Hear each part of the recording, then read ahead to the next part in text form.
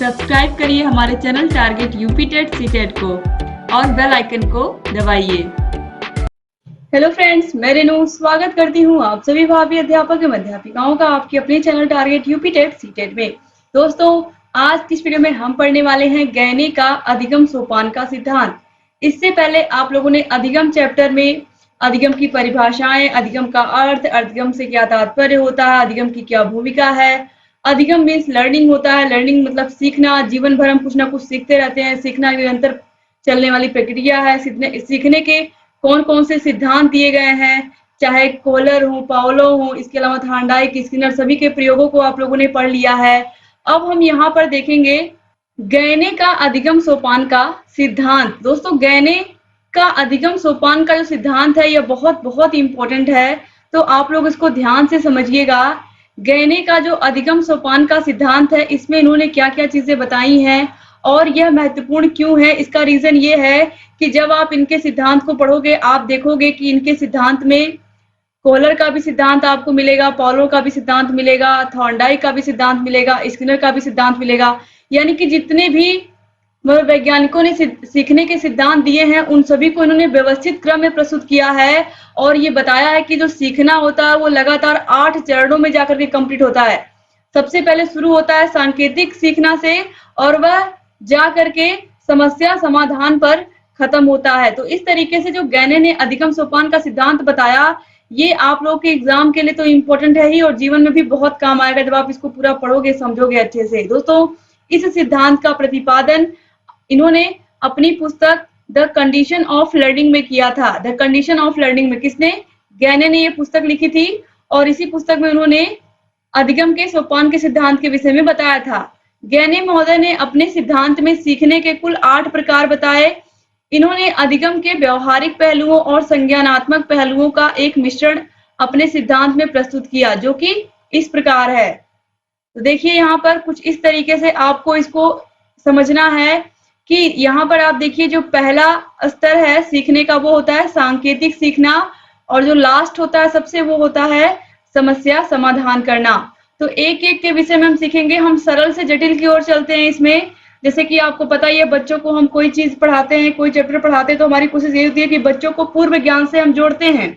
बच्चों को जो पहले से पता है उसके बारे में हम क्या करते हैं, उन्हें पूछते हैं। जैसे कि अगर हम बच्चों को सौर परिवार के बारे में पढ़ाने जा रहे हैं तो बच्चों से हम सूर्य के बारे में, चंद्रमा के बारे में, या ये कहें कि किस पृथ्वी पर हम किस ग्रह पर रहते हैं, छोटी छोटी चीजें बच्चों से पूछने का प्रयास करेंगे कि उन्हें कुछ नॉलेज है या नहीं सौर परिवार के बारे में। तो इस तरीके से पूर्व ज्ञान के विषय में जानना चाहेंगे बच्चों से। आप सूरज के बारे में पूछोगे तो हर बच्चा बता ले जाएगा सौर परिवार पढ़ाने से पहले। तो इस तरीके से हम क्या करते हैं, सरल से जटिल की ओर चलते हैं। तो यहाँ पर आप देखिए ये 8 सोपान है या 8 प्रकार हैं सीखने के। तो इनमें हम सबसे पहले यहाँ पर पहला सांकेतिक सीखना शुरू करेंगे। तो पहला, दूसरा, तीसरा, ये 3 आप देखिए, सांकेतिक सीखना, अनुक्रिया द्वारा सीखना या उद्दीपन अनुक्रिया द्वारा सीखना, या फिर सरल श्रृंखला द्वारा सीखना, या अधिगम। ये तीनों मानव और पशु दोनों कर सकते हैं, बाकी केवल और केवल मानव कर सकते हैं। तो अभी आप इसको पढ़ोगे तो आप अच्छे से समझोगे। तो देखिए यहाँ पर आप देखिए ये 8 भाग हैं या 8 प्रकार हैं सीखने के। इसमें से जो 4 भाग हैं, पहले यहाँ पर सांकेतिक, अनुक्रिया, सरल श्रृंखला और शाब्दिक साहचर्य, ये निम्न सीमा है।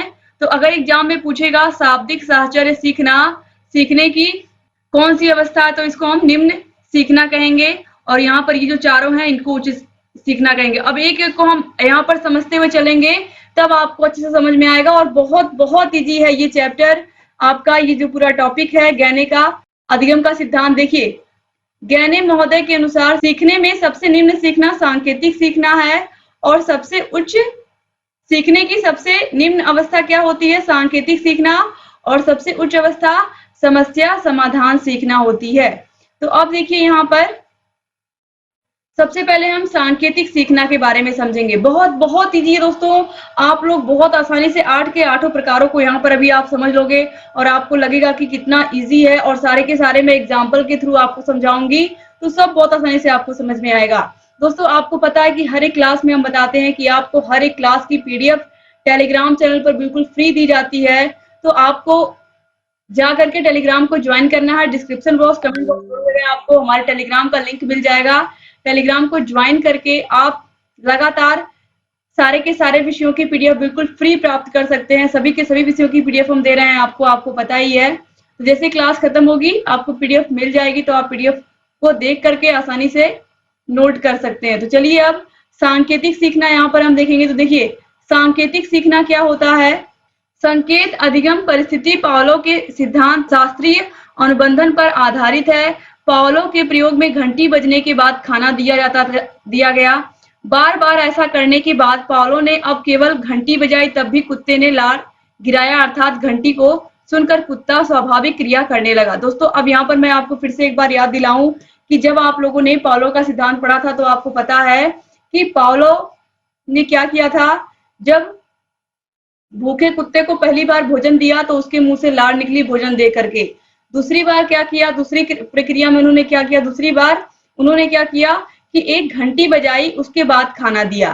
तो उन्होंने यही प्रक्रिया बार बार दोहराई, घंटी बजाई फिर तुरंत खाना दिया, घंटी बजाई तुरंत खाना, घंटी बजाई तुरंत खाना दिया। तो जो कुत्ता था वह हर बार क्या करता था, अपने मुख से लार उसके गिर जाता था या फिर वो लार टपकाता था। तो कई बार ऐसा हुआ कि जब भी वह घंटी बजते ही उसके दिमाग में ये बात बैठ गई थी कि जैसे ही घंटी बजेगी, जैसे ही घंटी बजेगी तुरंत हमको क्या मिलेगा, भोजन मिलेगा। तो उसके दिमाग में ये बात बैठ गई थी। तो फिर जब तीसरा प्रयोग किया उन्होंने तो क्या किया, तीसरी बार उन्होंने केवल और केवल घंटी बजाई, खाना नहीं दिया। जबकि कुत्ता, उसको ये समझ में आ गया था कि जैसे ही घंटी बजेगी मुझे खाना मिलेगा।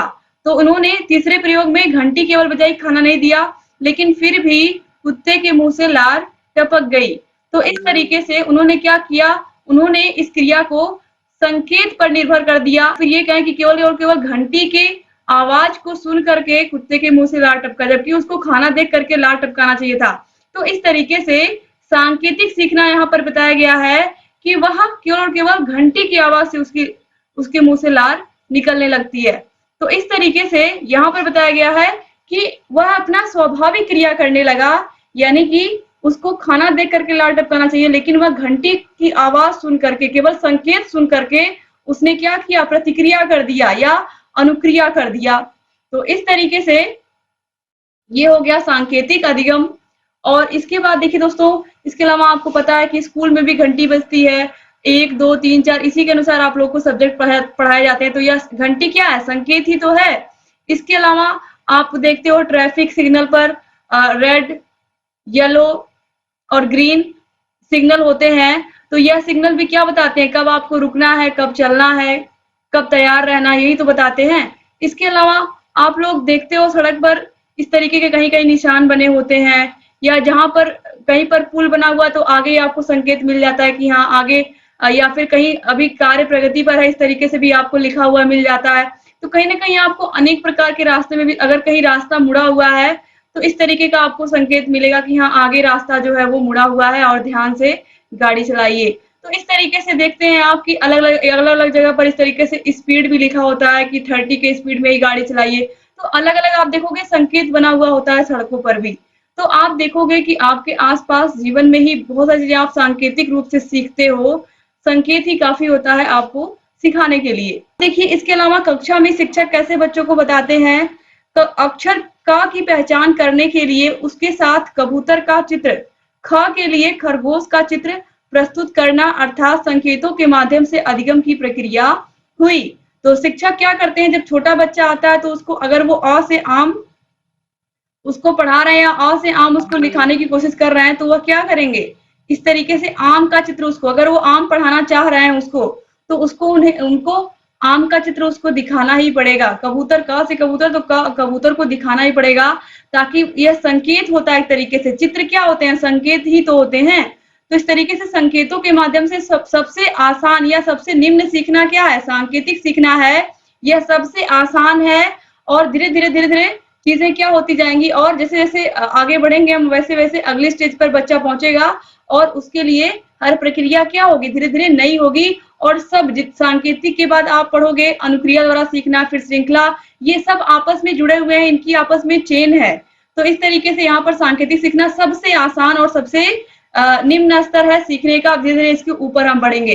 तो अब बच्चों को इसी तरीके से तो विद्यालय में पढ़ाया जाएगा, क से कबूतर, ख से खरगोश, और फिर उसका चित्र दिखा करके इस तरीके से शिक्षक उसको पढ़ाते हैं। चित्र क्या होते हैं? संकेत ही तो होते हैं। तो इस तरीके से संकेतों के माध्यम से बच्चों को सिखाएंगे। अब देखिए इसके बाद अनुक्रिया द्वारा सीखना या उद्दीपन अनुक्रिया सिद्धांत। अब उद्दीपन अनुक्रिया सिद्धांत किसने दिया था? आपको पता है, थॉर्नडाइक ने दिया था। आप लोगों को अच्छे से पता है। क्रिया प्रसूत अनुबंधन का सिद्धांत किसने दिया था? क्रिया प्रसूत अनुबंधन का सिद्धांत दिया था स्किनर ने, ये भी आप लोगों को पता है। तो जो दूसरा सीखने का यहाँ पर उन्होंने सोपान बताया है या प्रकार बताया है, अनुक्रिया द्वारा सीखना या उद्दीपन अनुक्रिया द्वारा सीखना। तो देखिए थॉर्नडाइक के प्रयास और त्रुटि सिद्धांत या स्किनर का क्रिया प्रसूत अनुबंधन का सिद्धांत की तरह ही यह अधिगम सीखने में मदद करता है। यानी कि यहाँ पर बताया गया है कि थॉर्नडाइक के प्रयास और त्रुटि के सिद्धांत और स्किनर के क्रिया प्रसूत अनुबंधन के सिद्धांत की तरह ही यह अधिगम सीखने में मदद करता है। छोटे बच्चों की कक्षा में रंगीन चित्र बनाए जाते हैं जो कि उद्दीपक की तरह काम करते हैं। अब दोस्तों आपको भी पता है कि थॉर्नडाइक ने क्या दिया है? प्रयास और त्रुटि का सिद्धांत दिया है, और स्किनर ने क्या दिया है? क्रिया प्रसूत अनुबंधन का सिद्धांत दिया है। तो आपको पता है कि बच्चा बार बार गलतियां करेगा। जब शुरू में वो स्कूल में आएगा तो वह जरूरी नहीं कि तुरंत कोई भी शब्द सही से वह बोल पाए। उसे सारे के सारे फलों के नाम नहीं याद होंगे, सारे के सारे जानवरों के नाम नहीं याद होंगे, और वह कुछ कुछ जानवरों का उच्चारण सही से नहीं कर पाएगा। तो इस तरीके से जो बच्चे गलतियां करते हैं, शिक्षक क्या करते हैं? बच्चे को बार बार प्रैक्टिस करवाते हैं। और आपको पता है क्लास में फलों के चित्र बने होते हैं, जानवरों के चित्र बने होते हैं, क्लास में रंग बिरंगा इसीलिए बनाया जाता है पूरा वातावरण, क्योंकि आपको भी पता है कि जो थॉर्नडाइक और स्किनर का सिद्धांत है उसमें वातावरण बनाया जाता है पहले, और उस वातावरण में चाहे बिल्ली रही हो चाहे चूहा रहा हो, दोनों भूखे थे तो उन्हें भोजन की आवश्यकता थी। सेम उसी प्रकार से बच्चों को क्लास में सीखने के लिए बिल्कुल प्रेरित रखा जाता है कि बच्चे सीखने के लिए बिल्कुल रेडी रहें, और वह आसपास इतने सारे चित्र बने हुए देखते हैं, कार्टून देखते हैं, तो उन्हें अंदर से जिज्ञासा आती है कि शिक्षक मुझे इसको भी बोलना सिखा दें, ये भी बोलना मुझे आ जाए। तो शिक्षक क्या करते हैं? बच्चा बार बार प्रयास करता है, गलतियां करता है, लेकिन उसे बार बार प्रैक्टिस करवाते हैं, और प्रैक्टिस करते करते बच्चा क्या कर लेता है? उस शब्द को सही बोलना सीख जाता है, और जब सही बोलना सीख जाता है तो उसको पुनर्बलन देते हैं। स्किनर ने क्या कहा? पुनर्बलन देना बच्चों को बहुत जरूरी है। अगर उन्हें अच्छा काम किया तो जैसे चूहे ने क्या किया था? चूहे ने खाने को प्राप्त कर लिया था, लेकिन उससे पहले खट की आवाज आती थी, फिर उसको खाना मिलता था। तो इस तरीके से स्किनर ने क्या कहा है कि जब वो किसी ने कोई अच्छा काम किया किसी बच्चे ने, तो उसको शाबाशी देना, उसकी प्रशंसा करना, उसका पुनर्बलन करना बहुत जरूरी होता है। तो जब बच्चा प्रयास करते करते, त्रुटियां करते करते फिर भी वह सही सीख जाता है, शब्दों को बोलना अच्छे से सीख जाता है, तो उसको पुनर्बलन देना भी बहुत जरूरी है। तो इस तरीके से जो दूसरा यहाँ पर सीखने का सिद्धांत है, अनुक्रिया द्वारा सीखना या उद्दीपन अनुक्रिया द्वारा सीखना, यह थॉर्नडाइक और स्किनर के सिद्धांत पर आधारित है। तो अगर एग्जाम में पूछेगा तो आप लोग बता ले जाएंगे। अब चलिए इसके बाद देखेंगे सरल श्रृंखला सीखना या फिर श्रृंखला अधिगम स्तर क्या है। देखिए इस स्तर में उद्दीपन और अनुक्रिया को बच्चे के सामने एक श्रृंखला में रखा जाता है। यह स्तर एडविन रे गुथरी ने दिया था। तो अगर एग्जाम में पूछेगा श्रृंखला अधिगम स्तर किसने दिया था?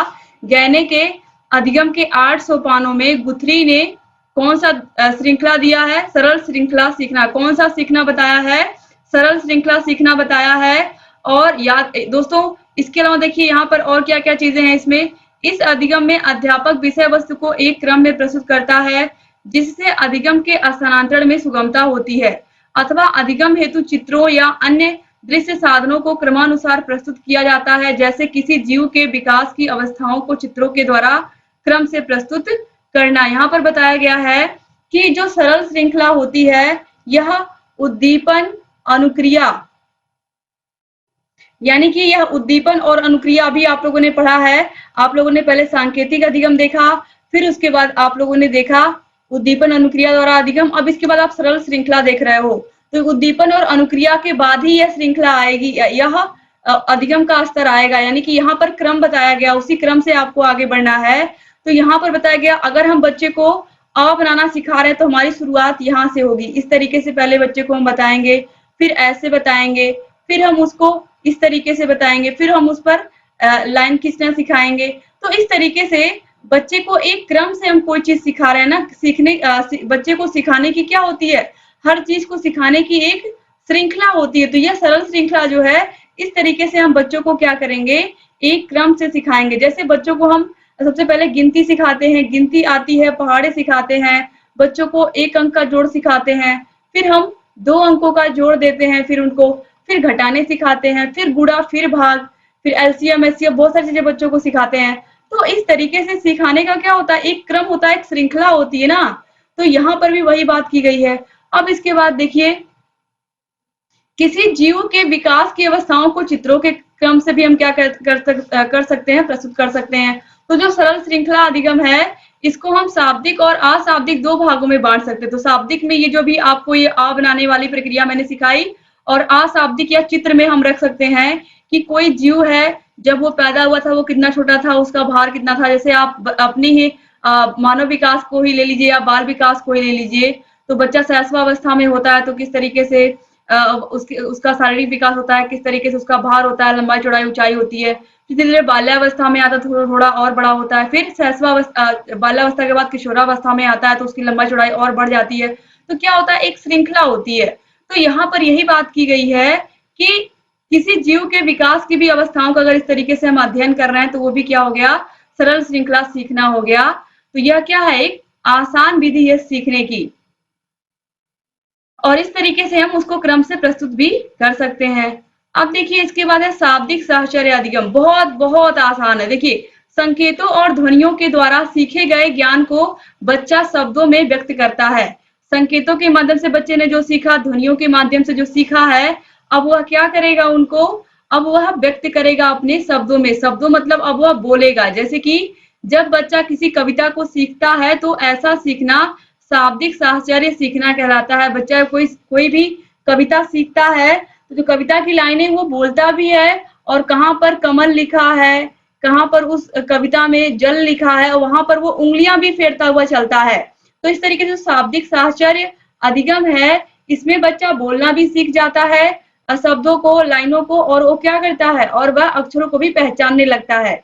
इसके अलावा जब बालक एक गेंद को पहचान करके गेंद कहने लगे, यानी कि उसने एक बॉल देखा और उस बॉल को वह कह रहा है यह क्या है, यह गेंद है।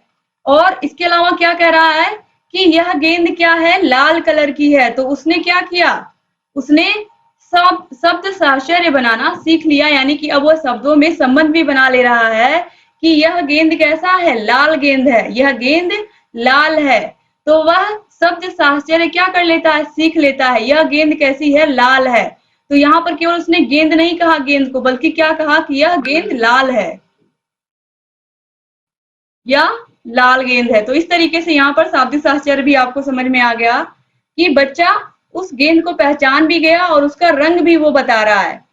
तो शाब्दिक साहचर्य में बच्चा बोलता भी है और बच्चा उन अक्षरों को पहचानने भी लगता है जिनको वह बोलता है। अब देखिए 5वें स्तर पर क्या होगा। अभी तक 4 स्तर जो आपने पढ़े ये निम्न स्तर थे।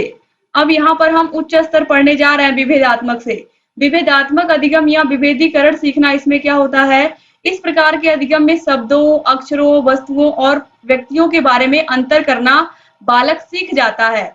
बालक माँ और भा में अंतर, व और बा में अंतर, घ और ध में अंतर, भार, द्रव्यमान में अंतर करना सीख जाता है। तो ये जो 5वां है विभेदात्मक अधिगम या विभेदीकरण सीखना, इसमें बच्चा, आपको पता है, आपने देखा कि बच्चे को शब्दों का ज्ञान हो गया, अक्षरों का ज्ञान हो गया है और वह वस्तुओं को पहचानने लगा है। तो यहाँ पर क्या होगा, अब वह वस्तुओं और व्यक्तियों में अंतर कर लेगा, यानी कि वह अपने शिक्षकों को, अपने माता पिता को, अपने रिलेटिव्स को वह पहचान जाएगा, किसको क्या हम कहते हैं। इस तरीके से बच्चा अपने मन में वह सबको पहचानने लगता है। और इसके अलावा वह क्या सीख लेता है, माँ और भा में अंतर करना वो सीख जाता है, व और बा में अंतर कर लेता है।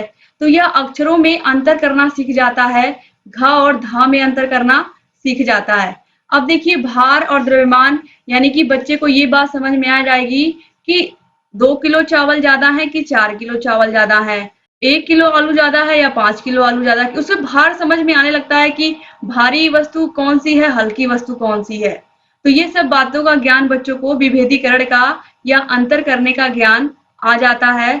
अब इसके बाद देखिए संप्रत्यय सीखना या संप्रत्यय अधिगम। ये क्या होता है इस स्तर में बालक वस्तुओं को अपने दिमाग में स्मरण करना सीख जाता है।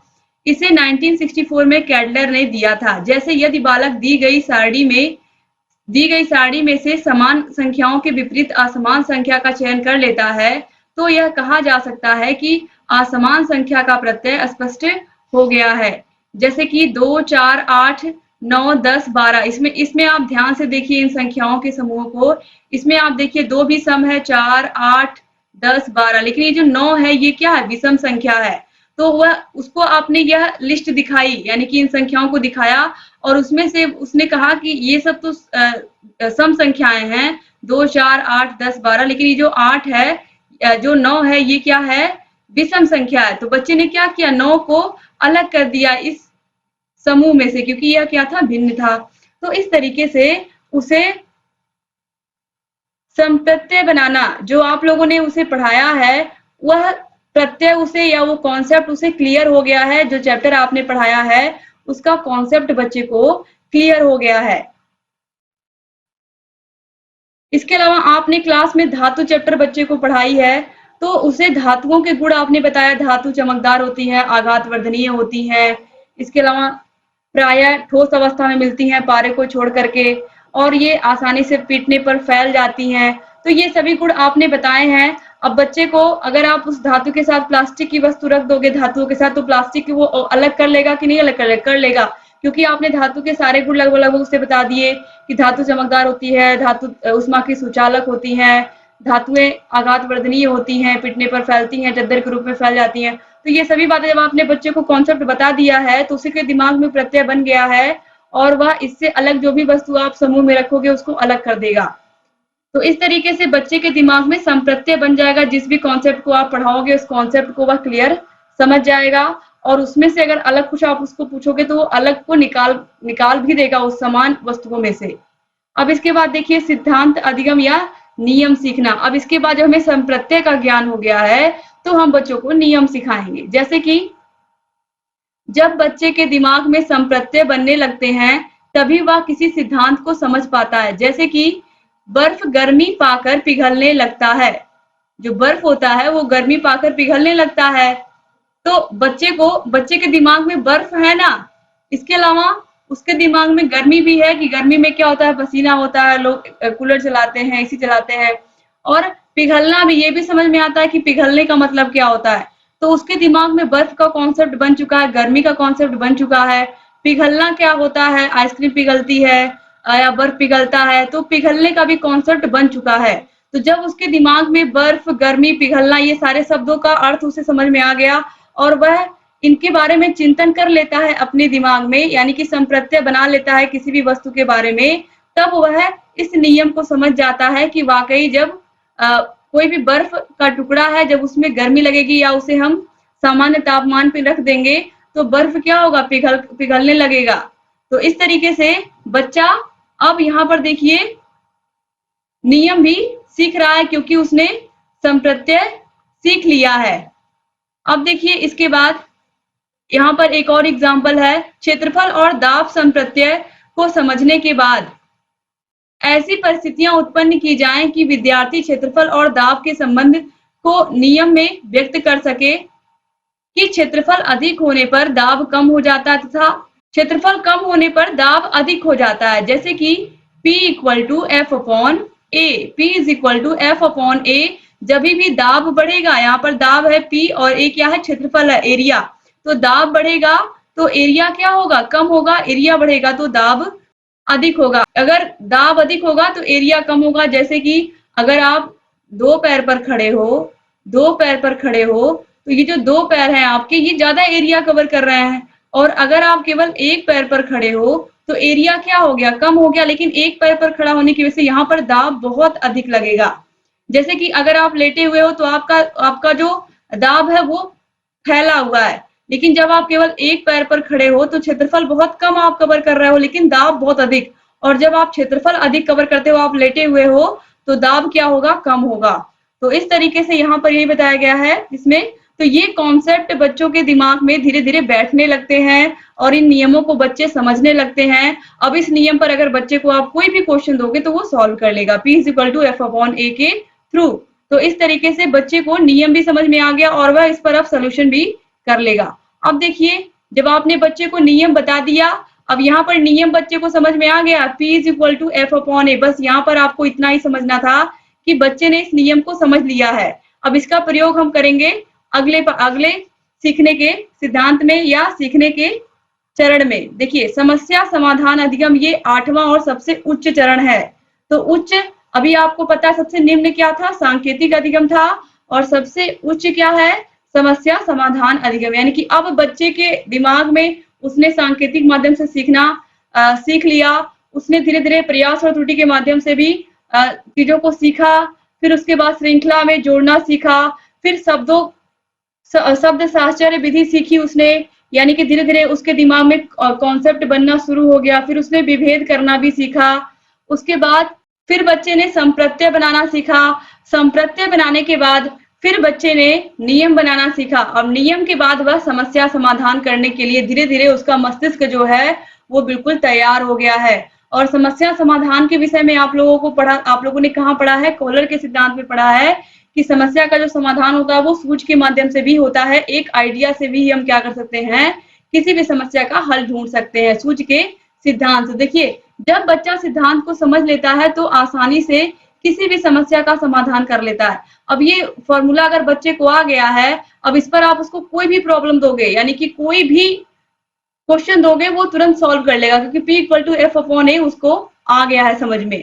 तो इस तरीके से अब बच्चे ने संप्रत्यय निर्माण करना सीख लिया, बच्चे ने नियम सिद्धांतों को समझ लिया, तो वह उसके सामने आप कोई भी समस्या रखोगे तो वह क्या कर लेगा, उसको हल कर लेगा। तो समस्या समाधान घटनाओं का ऐसा समूह है जिसमें मानव किसी विशिष्ट उद्देश्य की उपलब्धि के लिए अधिनियमों अथवा सिद्धांतों का उपयोग करता है। तो कोई भी समस्या बच्चे के सामने आएगी तो यह इन सभी स्टेप पर क्या करेगा, विचार करेगा, सोचेगा, समझेगा और फिर उस समस्या का सलूशन ढूंढ लेगा। तो इस तरीके से ये पूरे के पूरे 8 के 8 सोपान के बारे में मैंने आपको विस्तार से बता दिया। अब यहाँ पर आप देखिए, यहाँ ये जो 4 है मैंने अभी आपको बताया, सांकेतिक सीखना, अनुक्रिया द्वारा सीखना, सरल श्रृंखला सीखना और शाब्दिक साहचर्य सीखना, ये निम्न सीखना है। और जो उच्च सीखना है वो है विभेदीकरण, संप्रत्यय, नियम सिद्धांत सीखना और समस्या समाधान करना, ये उच्च सीखना है। तो हम सरल से जटिल की ओर जाते हैं। गैने के सिद्धांत में ये भी याद रखिएगा, गैने के सीखने के जो प्रकार बताए गए हैं वह सरल से कठिन की ओर हैं। और ये जो 3 है, सांकेतिक सीखना, अनुक्रिया द्वारा सीखना, सरल श्रृंखला सीखना, यह मानव और पशु दोनों पर हम इसका प्रयोग कर सकते हैं। और जो इसके बाद है शाब्दिक साहचर्य सीखना, विभेदीकरण सीखना, संप्रत्यय सीखना, नियम या सिद्धांत सीखना या समस्या समाधान करना, यह केवल और केवल मानव पर प्रयोग कर सकते हैं या केवल और केवल मानव इसको कर सकते हैं। तो ये भी आप दिमाग में रखिएगा दोस्तों। तो इस तरीके से 8 के 8 चरणों को आप लोगों ने देखा और 8 के 8 को आप लोगों ने समझ भी लिया। उम्मीद करती हूँ कि ये वीडियो भी आपको पसंद आई होगी। और पिछली वीडियोस को आप लोगों ने अगर नहीं देखा तो प्लीज आप लोग देखिए। यहाँ आई बटन पर क्लिक करके आपको सारे के सारे विषयों की वीडियोस भी मिल जाएंगी। पीडीएफ के लिए आपको टेलीग्राम को ज्वाइन करना पड़ेगा। हमारे टेलीग्राम की लिंक डिस्क्रिप्शन बॉक्स और कमेंट बॉक्स में मिल जाएगी। आप ऐप को भी डाउनलोड कर सकते हैं। ऐप में आपको सारी वीडियोस मिलेंगी और वहां पर आपको हर विषय के टेस्ट भी मिलेंगे, तो आप लोग ऐप को भी डाउनलोड कर सकते हैं। दोस्तों, टेलीग्राम पर आपको हर विषय की पीडीएफ बिल्कुल फ्री मिलेगी। आप लोग जरूर टेलीग्राम से जुड़ जाइए। टेलीग्राम की link description box, comment box में मिल जाएगी। और अगर लिंक नहीं खुलता है कभी कभी, तो आप लोग सिंपली कुछ नहीं, आप लोग टेलीग्राम पर जाइए और target UP TET CTET search करिए, तो आपको टीयूसी इस तरीके से येलो कलर का लोगो मिल जाएगा, टीयूसी लिखा हुआ, उस पर आप क्लिक कर दीजिए और ज्वाइन कर लीजिए चैनल को। इसके अलावा दोस्तों, आप लोगों को हर एक विषय की वीडियोस की link description box, comment box में मिल जाएगी। और हर एक विषय की वीडियोस आप देखिए, अपनी तैयारी को बेहतर बनाइए। जहां कहीं कोई भी समस्या आ रही है हमसे बताइए। अगर चैनल को सब्सक्राइब नहीं किया तो प्लीज सब्सक्राइब कर दीजिए। बगल में घंटी का निशान होगा, उसको भी प्रेस कर दीजिए, ताकि जो भी नई वीडियोस हम बनाते हैं उसका नोटिफिकेशन आपके पास समय से जाए और आप बिना मिस किए हमारे सारे वीडियोस को ऐसे ही देखते रहें। एक बार फिर से आप सभी भाई बहनों का बहुत बहुत शुक्रिया वीडियो को पूरा देखने के लिए। आप लोग वीडियो अच्छा लगा होगा तो लाइक करके जाइएगा और शेयर कर दीजिएगा अपने कॉलेज के ग्रुप में। वीडियो शुरू होने से पहले ही आप लोग जरूर एक बार शेयर कर दिया करें, जिससे आप लोग के साथी, आप लोग के साथ के जितने भी आपके बैचमेट हैं, आपके क्लासमेट हैं, सब लोग आकर के आपके साथ में पढ़े, आप लोग को भी एक साथ पढ़ने में अच्छा लगेगा। दोस्तों, लाइक करके जाइएगा और अपने से प्यारे प्यारे कमेंट जरूर छोड़ के जाइएगा कि आपको वीडियो कैसा लगा। तो मिलते हैं वीडियो में, तब तक अपना ख्याल रखिएगा, अपनी फैमिली का भी ख्याल रखिएगा, चैनल से बने रहिएगा। जय हिंद।